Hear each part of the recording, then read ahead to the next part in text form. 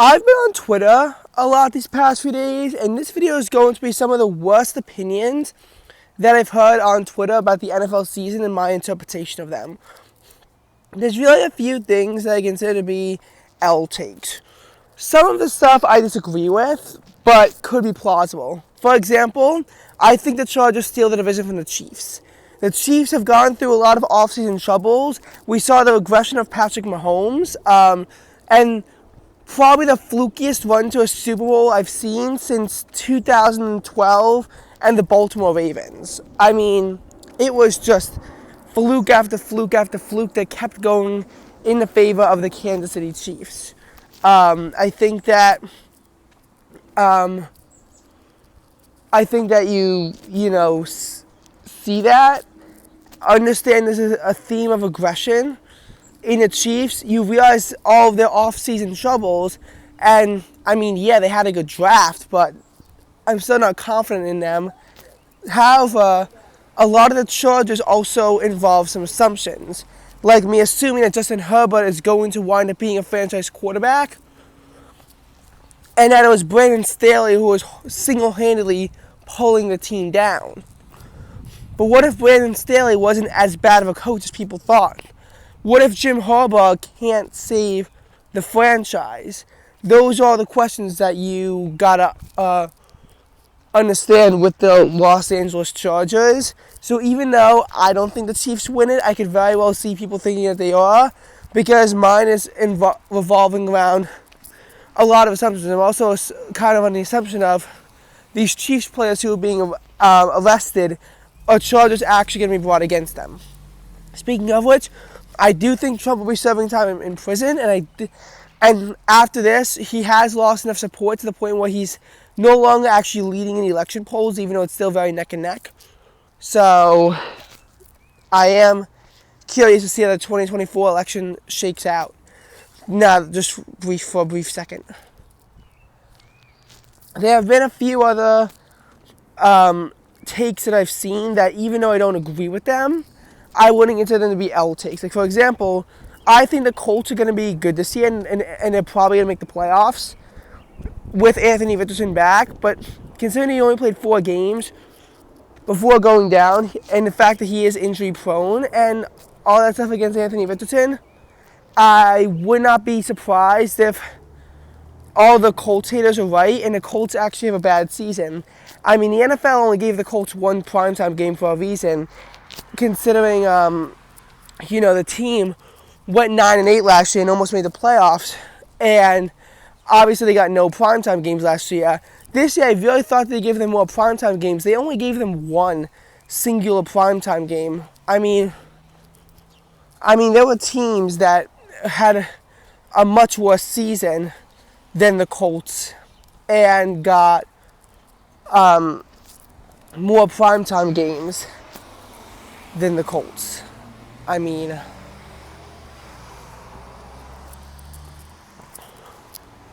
just that. That's that. Another common take I've seen that I wouldn't exactly consider to be an L take, even though I don't think it's going to happen, is the take that, I actually forgot what take it was. So it probably just is, off the top of my head, those two takes that I think that, even though I don't agree with them, I see the logic.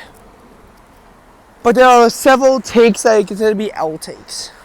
For example, there is this take that the Atlanta Falcons are going to win the NFC South and that the Buccaneers are going to miss the playoffs. I think the Falcons will make the playoffs, possibly, as a wild card, but the Buccaneers are going to easily win the division, and they're probably not just going to be as a 4 seed, they're probably going to get a 2 or a 3 seed out of it, and they could even get a 1 seed out of it. I see the Buccaneers doing very well. I have high expectations for them. This relies mostly on 2 points that I disagree with a lot of people on. First of all, Baker Mayfield gets a lot of disrespect as a quarterback. It made sense. It made sense why everyone taunted the Eagles for being a first-round exit after starting 10-1. And to an extent, I get the point. You're starting off 10-1 in your first round exit on the road, losing by 23 points. Now, does it help the fact that the 10-1 start was incredibly fluky as it was? No. But it was still an epic collapse nonetheless. Even though we've seen similar collapses like the 2020 Pittsburgh Steelers, we haven't seen anything like that in a while.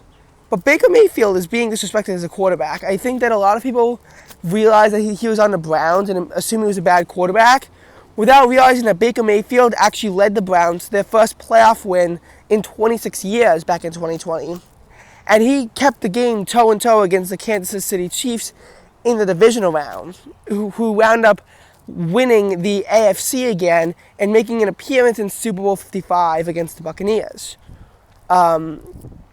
Baker Mayfield could have easily have led the Browns to the AFC Championship game against Buffalo, and he did all of this as a wild card.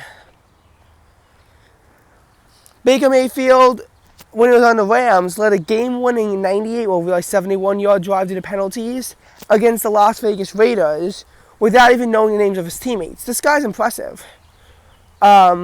We saw that he took the Bucs back to the playoffs and back to a playoff win at 9-8, but they started off 4-7 before finishing off the year 5-1. And it'll be one thing if the Buccaneers then took a massive beatdown against the Lions, and that would obviously make the Eagles' loss even worse. But the Buccaneers legitimately came close to winning it in the divisional round. The Buccaneers, Baker Mayfield had 350 yards and 3 touchdowns, but he also threw 2 interceptions, one of which proved to be the game-sealing interception that he threw at his own 28-yard line.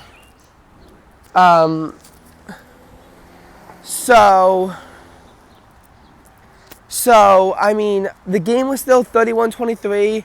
Without those interceptions, I really think there's a good chance that the Lions could have lost the game to the Buccaneers. And again, Baker Mayfield just kept it toe-to-toe against one of the best teams in the NFC, a team that should have represented the NFC in Super Bowl 58 had Dan Campbell just taken the points. But that is neither here nor there. So, that's the thing. And now for the Falcons, the common argument is they have Kirk Cousins and a new head coach. First of all, yes, Arthur Smith was a really bad head coach. But is a new head coach going to be any better? Raheem Morris? I don't know. They declined Bill Belichick, which makes sense. But I don't know about this Morris guy.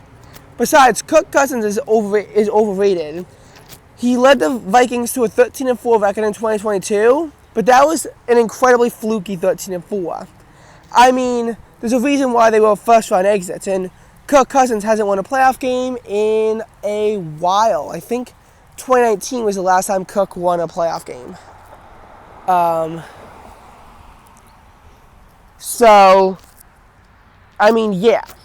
Kirk Cousins is a good quarterback, but he's also never beaten Baker Mayfield head-to-head.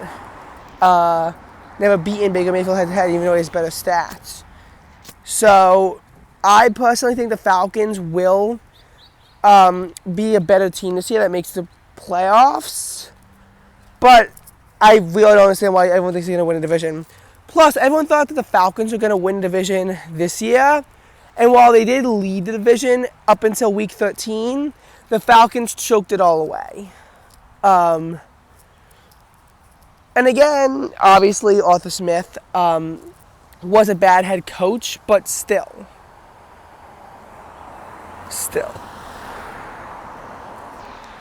Now,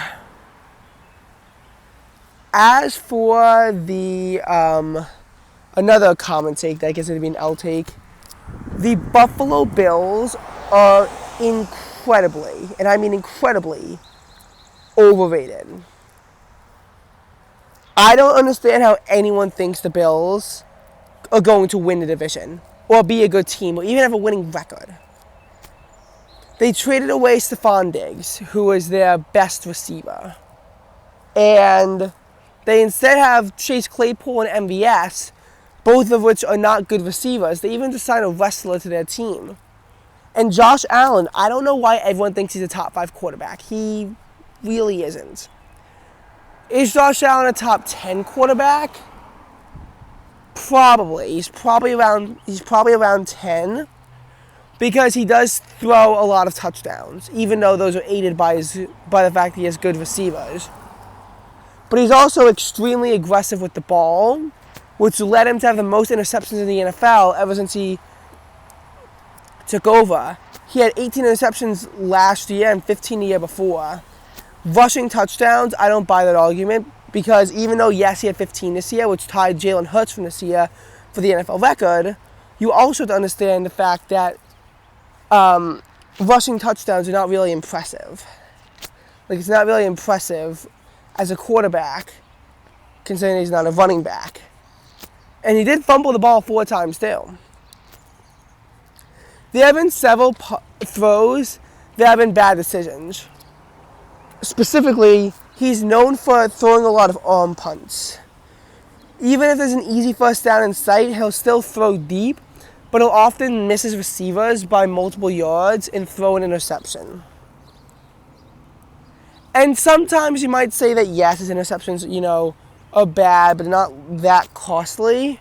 What about when he arm punted to the Jets in that game against the Jets, and that led to an 83-yard run that led to a field goal? I mean, you have to think like that, especially considering the game wound up going to overtime. And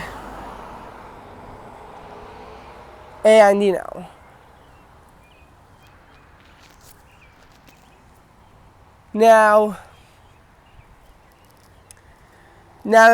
the thing is about the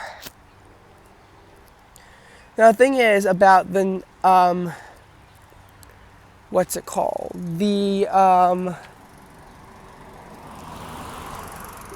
About the Bills is that, again, they've regressed. And I don't trust them. Now the Dolphins, I think, are going to win the division. I think that this is the year that they finally don't choke it away. And they're probably going to beat a few teams over 500. And as far as the Jets, I think that even if Rodgers stays healthy, he's not good. But the Jets, they have weapons, especially on the defensive side of the ball. So I could see the Jets sneaking in as a wild card team, but not the Bills. The Bills' 5 years of making the playoffs, that's over. And I think that Sean McDermott will be getting fired after the season.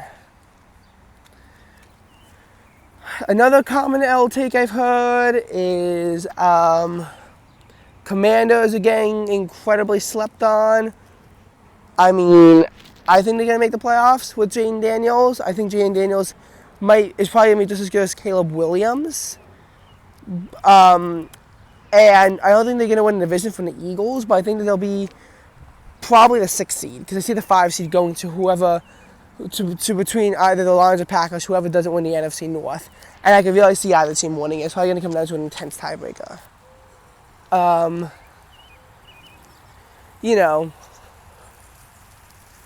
That's just what I think.